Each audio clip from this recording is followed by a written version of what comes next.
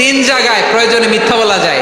কয় জায়গায় মিথ্যা বলতে? তাউরিয়া মানে কথা একটু ঘুরিয়ে বলবেন। এক নাম্বার, আপনার ওয়াইফকে খুশি করার জন্য, সে একটু এরকম না বলে একটু কৌশল করে বললে খুশি হবে, ওটা বলা যায়। দুই নাম্বার,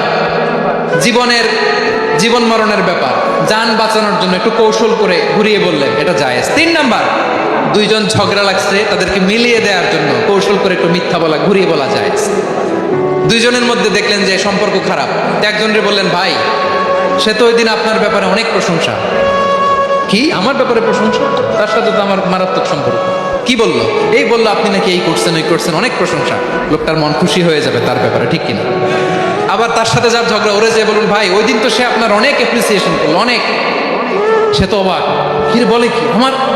এই যে দুইজনের ব্যাপারে দুইজনের একটু ভালো ভালো কথা বলে দিচ্ছেন, একদিন দেখবেন রাস্তা দিয়ে হাঁটার সময় একে অপরকে সালাম দিয়ে ফেলছে, সালাম দিয়ে বুকে জড়ায় ধরছে, আছে না নাই? আবার মিলমিশ হয়ে গেছে।